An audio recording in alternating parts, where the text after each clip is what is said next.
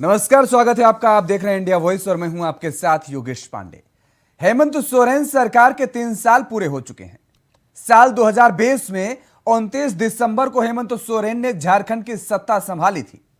कांग्रेस और आरजेडी के सहयोग से बनी इस सरकार ने क्या खोया, क्या पाया और आने वाले 2 सालों में सरकार क्या करेगी, इस पर हेमंत सोरेन ने जनता के सामने अपनी बात पहले ही रख चुके हैं।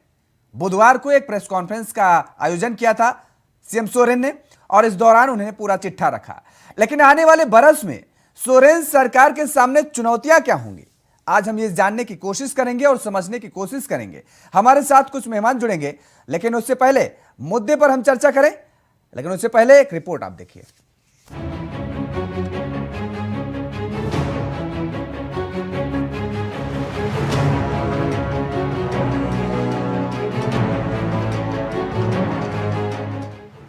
झारखंड में हेमंत सोरेन के नेतृत्व वाली जेएमएम, कांग्रेस और आरजेडी की गठबंधन सरकार 29 दिसंबर को अपने 3 साल पूरे कर ली है। कामकाज की कसौटी पर इस सरकार का मूल्यांकन चाहे जिस रूप में किया जाए, लेकिन यह बात बिल्कुल साफगोई के साथ कही जा सकती है कि इन 3 वर्षों में हेमंत सोरेन ने अपनी पार्टी के साथ ही साथ घटक दलों के गठबंधन के बीच खुद को मजबूत नेतृत्वकर्ता के रूप में स्थापित कर लिया है। कई विवादों और विपक्ष के लगातार हमलों के बावजूद उन्होंने अपनी सत्ता के किले पर कोई खरोच नहीं आने दी। हेमंत सोरेन झारखंड की सियासत में गुरुजी के नाम से मशहूर शिबू सोरेन के पुत्र हैं। आज की तारीख में सोरेन परिवार राज्य का सबसे शक्तिशाली राजनीतिक घराना है और हेमंत सोरेन इस परिवार के सबसे बड़े झंडा बरदार हैं। लेकिन माना जा रहा है कि आने वाले वर्ष में हेमंत सोरेन को परिवार से लेकर सियासत तक के मोर्चे पर कड़े इम्तिहान का सामना करना पड़ सकता है। हेमंत सरकार ने अपना 3 साल का कार्यकाल पूरा कर लिया है। संयोग है कि राज्य में नई सरकार के गठन के साथ ही नए साल का जश्न भी शुरू हो जाता है। ऐसे में राज्य की हेमंत सरकार के लिए नया साल आखिर किस तरह से रहेगा, इस पर अब चर्चा तेज हो गई है। हालांकि पिछले 1 साल के अंदर राज्य में राजनीतिक उठापटक के बीच हेमंत सोरेन आने वाले वर्ष को चुनौतीपूर्ण लिया है और पार्टी के साथ ही साथ उनकी सरकार ने बेहतर कदम उठाने का दावा किया। मैंने पहले भी कहा था कि इस राज्य के लिए नई चुनौतियों के सामना करने के लिए आ रहा है और मैं अपने राजनीतिक विरोधियों को इस बात का एहसास करवा देना चाहता हूं कि विगत 50 वर्ष 1972 से 2022 जब तक झारखंड मुक्ति मोर्चा का संघर्ष रहा, आप लोगों ने देखा है कि एक से बढ़कर एक हमारे लिए चुनौतियां पेश की गई, हमले हुए। हम उतने ही प्रखरता के साथ आगे आए, चाहे वो गुरुजी के साथ हुआ हो या पार्टी के अन्य नेताओं के साथ। इसलिए 2023 राजनीतिक तौर पे हम लोगों के लिए संकल्प का वर्ष होगा। इधर राज्य में विपक्षी पार्टी बीजेपी और आजसू ने लगातार सरकार की कार्यशैली पर सवाल खड़े कर रहे हैं। साथ ही साथ सरकार और पार्टी की तरफ से की गई घोषणाओं की भी चर्चा कर रहे हैं। बीजेपी के नेताओं का कहना है राज्य सरकार पूरी तरह से फेल है। राज्य में हेमंत सोरेन ही राज्य के लिए चुनौती है। पार्टी की तरफ से सरकार की नाकामियों का एक बुकलेट भी जारी किया गया, जिसमें सरकार की नाकामियों को दिखाया गया। झारखंड के लिए स्वयं हेमंत सरकार ही चुनौती बन गई है। जिस दिन से कांग्रेस के कुप्रभाव से ये सरकार बनी है हेमंत सोरेन जी की, उस दिन से झारखंड की दुर्गति शुरू हो गई है। झारखंड दिशाहीन हो गया है। झारखंड में कुव्यवस्था का आलम है। इसलिए यहाँ सबसे प्रासंगिक विषय यह है कि ये सरकार ही झारखंड के लिए चुनौती बन चुकी है। यहाँ का किसान, यहाँ का नौजवान, यहाँ की महिलाएं, हर कोई त्राही त्राही कर रहा है। भाई, लॉ एंड ऑर्डर पूरी तरीके से ध्वस्त हो चुका है, कोई चीज़ छुपा हुआ तो है नहीं। बहरहाल झारखंड के मुख्यमंत्री हेमंत सोरेन भले ही कह रहे हो कि इन 3 सालों में कई आपदाएं और कई चुनौतियों को सरकार ने देखा और हमारी सरकार ने लगभग सभी आपदाओं को पूरी मुस्तैदी के साथ अवसर में बदलने का काम किया है, लेकिन विपक्षी दल लगातार सरकार की नाकामियों और राज्य में व्याप्त भ्रष्टाचार को लेकर आक्रामक तेवर अपनाए हुई है।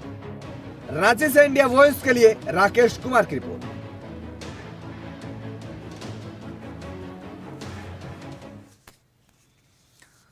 तो लगातार जिस तरह से तल्खी बरकरार है भारतीय जनता पार्टी और इसके साथ ही आपको बता दें कि जेएमएम के बीच में यह भी कहा जा सकता है कि केंद्र और राज्य सरकार के बीच में भी तल्खी है और ये तल्खी के आगे आने वाले समय में भी जारी रहेगी। तमाम सारे पहलू हैं, तमाम सारे केंद्र हैं और उनको समझने की कोशिश करेंगे। हमारे साथ कुछ मेहमान जुड़ गए हैं, आपका तारुफ करा देते हैं। प्रदीप सिन्हा जी हैं, प्रदेश प्रवक्ता हैं बीजेपी के। प्रदीप जी, आपका बहुत बहुत स्वागत है इंडिया वॉइस पर। सुशांतो मुखर्जी जी हैं, मार्क्सिस्ट के नेता हैं। मुखर्जी जी, आपका भी बहुत बहुत स्वागत है। प्रदीप जी, हम आपके पास आए, लेकिन उससे पहले सुशांतो जी से समझ लेंगे कि अब आने वाले नए साल में 2023 के लिए सरकार के सामने मुखर्जी जी आप क्या समझ रहे हैं कि कितनी बड़ी चुनौतियां होंगी? क्योंकि पिछले 3 सालों में ये कहा गया मुख्यमंत्री की तरफ से कि जो इस सरकार ने झेला है वो पिछले 20 सालों की सरकारों ने शायद ही झेला होगा और सभी मुसीबतों का सामना सरकार ने डट करके किया है। क्या आप मानते हैं कि आने वाले समय में नए साल के लिए सरकार के लिए बेहतरी वाला साल होगा? देखिए, अगर जिस तरह से 3 सालों में 2 साल कोरोना की रही, अगर इस साल भी जिस तरह से माहौल बन रहे, हमें लगता है कि कुछ तो हम लोग मजबूत की रहेंगे, पूरे देश मजबूत रहेगी कोरोना से, ये तो निश्चित है और निश्चित तौर पर काम होगी। दूसरी, थोड़ा सा पीछे चले जाते हैं। आजसू के बातें आ रही थी कि आजसू नाराज है। अरे भाई, आजसू तो कोई पार्टी में ही नहीं आते हैं, वो एक ऐसा पार्टी संगठन है जो दोनों तरफ रहते हैं। यूपीए की सरकार बनती है, उसका उनके मेन बॉस रहते हैं बीजेपी में और उनकी एक को भेज देते यूपीए की सरकार में, तो वो क्या, वो 85 का भी समर्थन करते हैं, वो 32 का भी समर्थन करते हैं। तो कम से कम ये तो है कि बीजेपी एक तरफ है, हम लोग पूरे विपक्ष एक तरफ है पक्ष, तो ये तो, लेकिन वो तो दोनों तरफ है। इसलिए आजसू को इस विषय पर कोई बोलने की जरूरत नहीं है और जनता समझ चुकी है। अगर टिकट नहीं दिए तो 20 सीट में खड़ा कर दो, टिकट दे दिए तो 4 सीट में खड़ा कर दो। मतलब इस तरह से माहौल बनाते पूरे राज्य के जो चुनाव में इस बार निश्चित तौर पर ऐसे ऐसे पार्टी को देखे जाएंगे और जनता देखेगी जो मुख्य रूप से लड़ने वाले कौन है, उनको देखो और आगे की देखो क्या होती है। हमें लगता है कि नए साल में हमारे निश्चित जो चुनौती पार करके हम लोग आ गए वो दोबारा नहीं आएंगे और होगी। इस साल ही हम लोग जो जो आगे बढ़ाए हैं उसको निश्चित तौर पर हमें पूरी उम्मीद है कि केंद्र सरकार हमारे इसको पार करेंगे, केंद्र सरकार से पास करेंगे। चाहे वो सरना कोड हो, चाहे 32 की जो स्थानीयता है जो केंद्र के पाले में है, वो निश्चित तौर पर इस राज्य के लिए 3.25 करोड़ की जनता के लिए 25 विधायक लेके, 12 एमपी लेके, 2-3 राज्यसभा लेके उन लोग निश्चित तौर पर केंद्र सरकार के पास जाएंगे और ये बहुत बड़ी चुनौती उनके लिए भी है, किस तरह से राज्य को ये दिया जाए। लक्ष्मी नारायण तिवारी जी, कांग्रेस के नेता, हमारे साथ जुड़ चुके हैं। लक्ष्मी नारायण तिवारी जी, आपका भी बहुत बहुत स्वागत है इंडिया वॉइस पर। तिवारी जी, देखिए, अभी मुखर्जी जी ने कहा कि तमाम सारे ऐसे मुद्दे हैं, सरना कोड को लेकर के जाएं, चाहे फिर आरक्षण के प्रतिशत को लेकर के हम जाएं, तमाम सारे ऐसे मुद्दे हैं जो सरकार के लिए बेहद अहम माने जा रहे हैं आने वाले समय में। ऐसे में सरकार की क्या कुछ तैयारी है? क्योंकि जिन वायदों के साथ जेएमएम और आप सत्ता पर विराजमान हुए थे, उसके बाद अब उन वायदों को पूरा करने का कम समय बचा हुआ है। 3 साल बीत गया है, 1 साल बचा हुआ है और उसके बाद मुझे लगता है कि 1 साल के बाद ही आप सभी लोग पूरी तरीके से चुनावी मोड में आ जाएंगे, अपनी अपनी तैयारियों में जुट जाएंगे। 1 साल का हम मोटा मोटा समय मान रहे हैं। ऐसे में सरकार की क्या कुछ तैयारी, क्या कुछ रणनीति है? देखिए, 8 साल से, थोड़ा सुन लीजिएगा। हाँ, बोलिए। 8 साल से केंद्र में बीजेपी की सत्तासीन है। ये 8 साल में इतना उपलब्धि गिनाते हैं, ये कहते हैं जो 70 साल में जो नहीं हुआ ये 7 साल में कर दिए। ये सब सारी उपलब्धियां इनकी है। हम ये बात नहीं कहते, हम 3 साल में हैं। 3 साल से पहले, 3 साल के भीतर सर आपने देखा होगा कि कोरोना का संकट ऐसा मुझे लगता है कि जो अभी जिंदा है भारतवर्ष में, वो दृश्य उसके पहले कभी नहीं देखा होगा। आज चर्चा होती है तो लोग कहते हैं ये तो कोरोना कोरोना रोते हैं। समझ में नहीं आता है कि हम जब स्टेशनों पर जाते थे प्रवासी मजदूरों को लाने के लिए सर, तो वहां सुनसान वीरान रहता था। जीवन में जो बुजुर्ग हैं 70, 75, 80, 85 के, उन लोगों ने कहा कि ऐसा सीन कभी नहीं देखा हम लोग जीवन में। हम ये कह रहे हैं कि उसकी चर्चा जब हम शुरू करते हैं कि कोरोना में 1.5 साल 2 साल लड़ते बीत गया, तो ये कहते हैं ये तो कोरोना रोने लगे। फिर हमको सुनाई पड़ रही है कि कोरोना का दस्तक होने वाला। लेकिन मुझे लगता है कि भारत पूरी तरह से, सिर्फ झारखंड नहीं, भारत तैयार है लड़ने के लिए। इस बार हम लोगों को लगता है कोरोना घर में नहीं बंद हो कर सकेगा। यदि कोरोना ने और ये महामारी के संकट ने घर में बंद नहीं किया, तो मैं आपको विश्वास दिलाता हूं कि 32 का खतियान, ये स्थानीय नीतियां, बेरोजगारी, सरकारी सेवा में भर्ती, और जो जैसे अगर ये पूछा जाए विपक्ष से कि अगर बहुत काम आप लोग कर दिए थे, तो अब ये जो समस्याओं का पहाड़ हमारी सरकार के सामने खड़ी है, समस्या भी झारखंड होना चाहिए था। हम लोग खोजते, मुद्दा खोजते कि क्या करें, मिलता नहीं।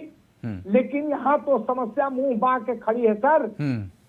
पारा शिक्षकों का समायोजन, उनका स्थायीकरण, रसोईया, और ये पंचायत सेवा से 17,500 शिक्षकों की। चलिए, आप ये कह रहे हैं कि कोरोना ने यदि घर में बंद नहीं किया, अंदर घर तो के अंदर लोगों को नहीं किया, तो आप ये वायदा करते हैं कि जो समय कम समय है, लेकिन इस समय के दरमियान आपने जो भी वायदे किए थे चुनाव के दौरान, वो सारे पूरे करेंगे, काम करेंगे। ठीक है। यदि कोरोना ने फिर बंद कर दिया, हाँ, तो प्रकृति के सामने हमारी ताकत नहीं है। चलिए ठीक है, और ईश्वर ना करे कभी ऐसी स्थिति आए, और आनी भी नहीं चाहिए। और हालांकि अगर पिछले समय का जिक्र करें तो आपके पास भी काफी समय था करने के लिए, लेकिन आएंगे उस पर आगे चर्चा करेंगे। प्रदीप जी, कोरोना का दोनों लोगों ने आ रहे लक्ष्मी, ठीक है, आएंगे उस पर आगे चर्चा करेंगे। 2000 से 2019 तक इन्हीं के पास समय था। ठीक तिवारी जी, देखिए प्रदीप जी, कोरोना का जिक्र दोनों लोगों ने किया, मुखर्जी जी ने भी किया और तिवारी जी ने भी किया। कोरोना के जिक्र से मुझे एक बात याद आ गई।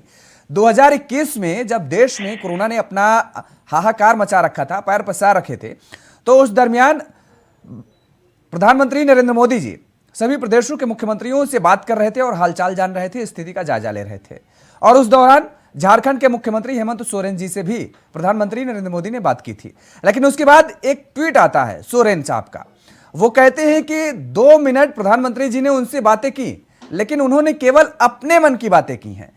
बेहतर होता यदि वो हमारी बातें सुनते, काम की बातें करते और काम की बातों पर वो चर्चा करते।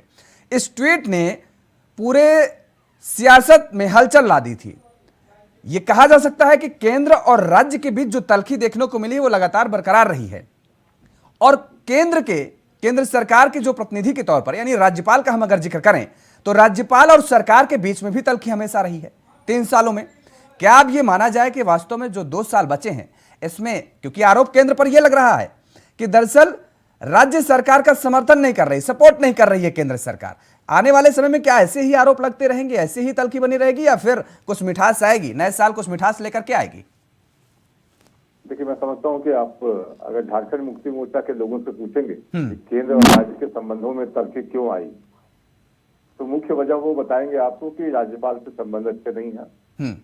राज्यपाल से संबंध क्यों अच्छा नहीं है, तो इस पर वो बताएंगे राज्यपाल ने जो चिट्ठी चुनाव आयोग को भेजी थी जांच के लिए, वो अभी तक राज्यपाल के पास पड़ा है। बार बार ये गए वहां मांगने के लिए, राज्यपाल महोदय ने दिया नहीं, क्योंकि वो 2 संस्थाओं के बीच वो बिल्कुल प्रिरोगेटिव कन्वर्सेशन था, इसलिए नहीं दिया। उसके अलावे ईडी की जो कार्रवाई चल रही है राज्य के अंदर, और जिस तरह से परेशानियां बढ़ी हैं सरकार के लिए, और जो सबूत अब धीरे धीरे सामने आ रहे हैं कि किस तरह से एक जनप्रतिनिधि जो मुख्यमंत्री का विधानसभा क्षेत्र का कामकाज देखता है, उसकी ताकत इतने ज्यादा हो जाते हैं कि वो कमिश्नर को फोन करके कहता है कि इस केस को देख लीजिए, डीसी ने जो रिपोर्ट भेजा उसको उसी तरह से प्रूव कर दीजिएगा। तो आप समझ सकते हैं इस ताकत के पीछे कौन है। तो कहीं ना कहीं सत्ता के शीर्ष पर जो लोग बैठे हैं और जिनका वो प्रतिनिधि है मुख्यमंत्री जी का, उन्होंने अब तक उनको हटाया भी नहीं। पैसे की बरामदगी हो गई, उसके अलावा क्या क्या हुआ, ये बातें दोहराने की नहीं है।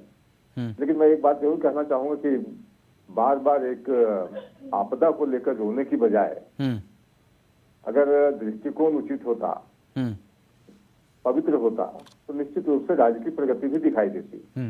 अब PMGSY में अगर सड़कें नहीं बन रही हैं तो क्या इसके लिए केंद्र सरकार दोषी है?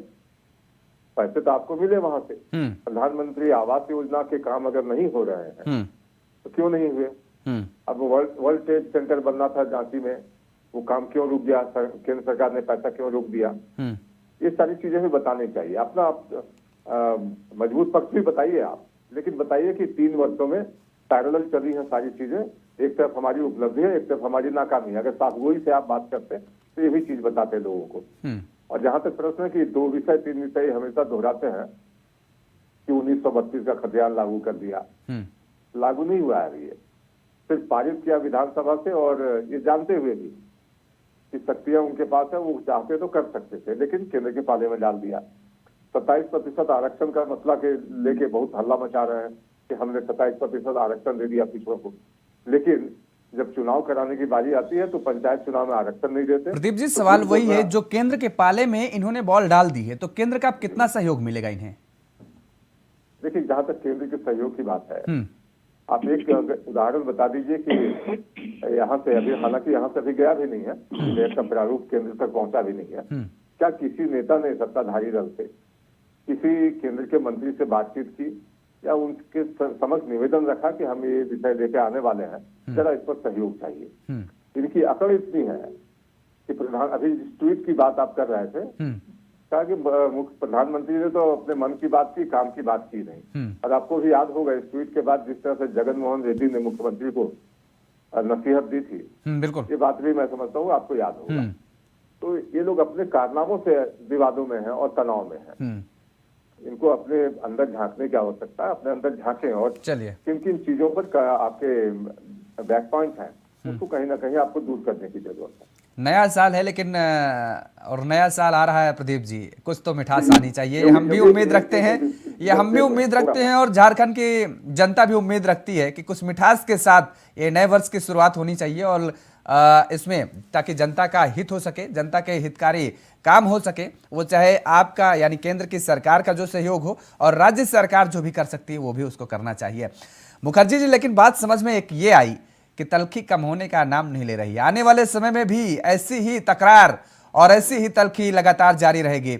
अभी 22 नवंबर को एक जनसभा जब गुमला में हुई थी, वो भी आपको याद होगा, अर्जुन मुंडा साहब कह रहे हैं कि सोरेन साहब को धराशायी होने से कोई रोक ही नहीं सकता। यानी जो लगातार भारतीय जनता पार्टी ये कह रही है, जब तक उसको अपनी जामा नहीं पहना देगी तब तक वो मानेगी नहीं। अभी आने वाले समय में सड़क से लेकर सदन तक, सोशल मीडिया से लेकर के जनसभाओं तक, हर तरह से घेरेगी सरकार को बीजेपी। जी जी जी, आप एक चीज छोड़ दिए, व्हाट्सएप यूनिवर्सिटी वो भी है साथ में। देखिए, इनके जो भी सांसद है ये करते रहते ट्वीट में। 19 को जब सरकार बनी, उसके 2 दिन के बाद सरकार गिराने की बात चल रही, 1 सप्ताह भी नहीं रहे थे, कोई बात नहीं होते नहीं। आप एक सोचिए, प्रदीप जी ने एक जो बातें रखी कि भाई जाके इन्हें बात करने की जरूरत है। हम जो प्रस्ताव रखे हैं राज्यपाल के पास, जो पहुंचे हैं 32 की बात, स्थानीय के मुद्दे तो आपको विधानसभा से पारित करके, उसके लिए इसे केंद्र में जाके बात करने की जरूरत है, रिक्वेस्ट करने की जरूरत है। अरे मेरे झारखंड की जनता ने उसे वोट देके 12 संसद दिए हैं, 3.25 करोड़ जनता ने 12 संसद दिए हैं, जिसके बलबूते आज हमारे देश के प्रधानमंत्री कुर्सी पर बैठे हुए हैं। और उसी संसद से कड़वा लगते हैं हम लोग को, नहीं लगनी चाहिए कड़वा। क्यों कड़वा भाई, क्यों कड़वा? हमने तो आपको वोट देके झारखंड के हित में काम करने के लिए आपको भेजे हैं। जो ये काम जो है आपको करने की जरूरत थी, ये काम के लिए आप नहीं कर रहे काम। क्यों नहीं कर रहे? 12 संसद, 3-4 राज्यसभा, 25 विधायक, जो झारखंडी जनता 3.25 करोड़ जनता निश्चित तौर पर वोट दिए, तब वो जीते हैं।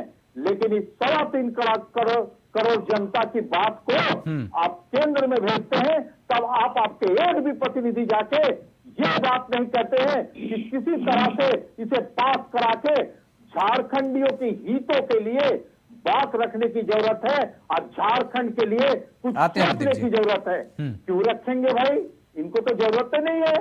इन्होंने तो हाई कोर्ट में 19 लोगों को भेज दिए। इन्होंने तो हाई कोर्ट में 19 लोगों को भेज दिया विरोध करने के लिए, एक झारखंडियों को अलग आगे करके।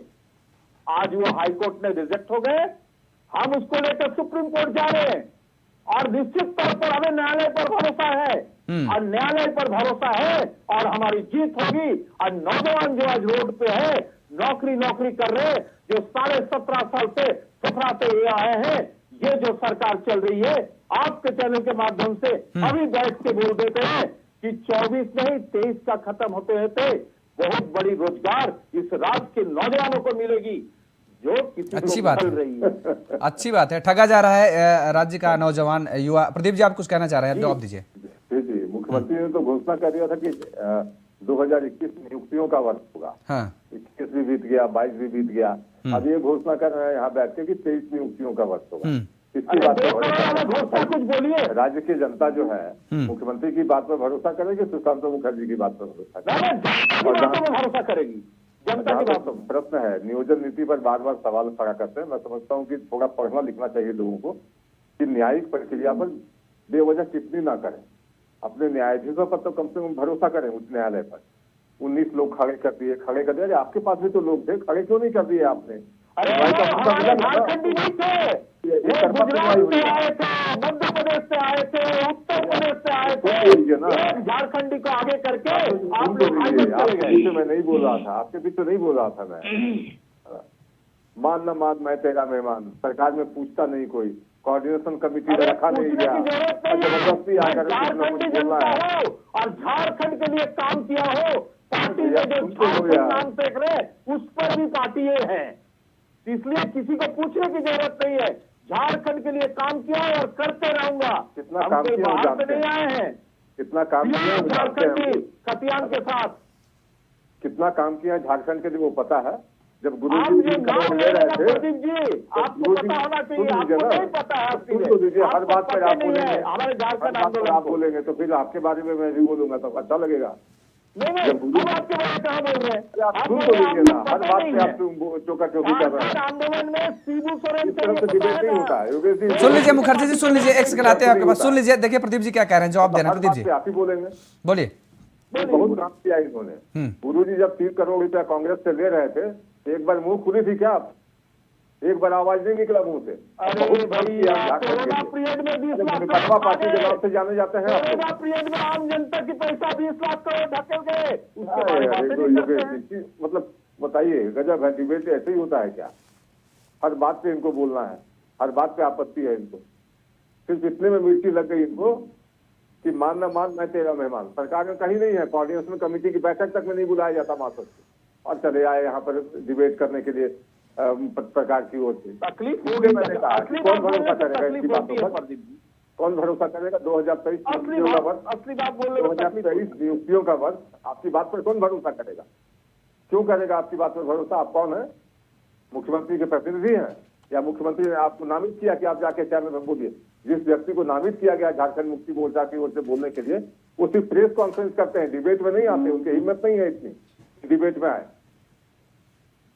नहीं मुखर्जी जी, देखिए मासस ने अगर उन्हें नियुक्त कर रखा है, मासस की तरफ से वो मासस का पक्ष रखने आ रहे हैं और सहयोगी दल है, तो उसके जरिए वो जाहिर तौर पर उस सरकार का बचाव करेंगे। देखिए प्रदीप जी, इसमें मुझे लगता है कि आपको आपत्ति नहीं होनी मैं चाहिए। भी बोलूंगा आपके बीच में, मैं भी बोलूंगा आपने जिस तरह से इंटरप्ट किया मुझे, अब मैं भी बार बार आपके बीच में बोलूंगा। कितना अच्छा लगेगा आप खुद जज कीजिएगा, आप खुद जज कीजिएगा। मैं समझता हूँ अगली डिबेट में जब आप आएंगे, चलिए कोई ना, आप आएंगे तो इन बातों को सोच कर आएंगे कि किसी के बीच में बोलने से प्रदीप जी, मुखर्जी जी और तिवारी जी, यही उम्मीद है। देखिए फिर से वही बात कहूंगा कि नया साल है और नए साल में कुछ नया करिए आप लोग। मुझे उम्मीद है कि केंद्र की सरकार हो चाहे राज्य की सरकार हो, दोनों के बीच में बेहतर समन्वय बने और ताकि राज्य की जनता का हित हो सके और एक मिठास के साथ नए वर्ष के साथ आप लोग बेहतर काम करके दिखाएं और जनता भी यही अपेक्षा करती है और हम भी यही अपेक्षा करते हैं। आप सभी मेहमानों का हमारे साथ जुड़ने के लिए, समय देने के लिए आपका बहुत बहुत शुक्रिया, बहुत बहुत धन्यवाद।